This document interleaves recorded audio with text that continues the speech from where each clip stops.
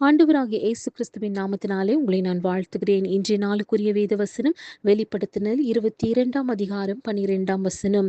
இதோ சீக்கிரமாய் வருகிறேன், அவனவனுடைய கிரியைகளின்படி அவனவனுக்கு நான் அளிக்கும் பலன் என்னோடே கூட வருகிறது.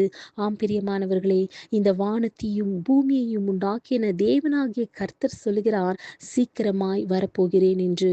அவர் நம்மிடம் வந்து நம்மை நீதியாய் நியாயம் தீர்ப்பார். யார் யார் என்ன கிரியையை, அதாவது என்ன செயலை செய்கிறோம் என்பது மிக மிக முக்கியமானது.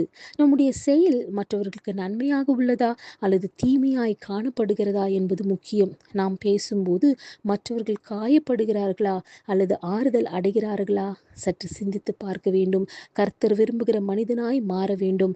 நன்மை செய்தால் நன்மையை பெற்றுக்கொள்வோம். கர்த்தர் நமக்கு தருகிற ஆசீர்வாதங்கள் நமக்கும் நம் பின்வரும் சந்ததிக்கும் வர வேண்டும் என்றால் நன்மை செய்கிற மனிதர்களாய் வாழ வேண்டும். ஒருவர் நமக்கு தீமை செய்தாலும் அவர்களுக்கு விரோதமாக தீமை செய்யாமல் இருக்க வேண்டும்.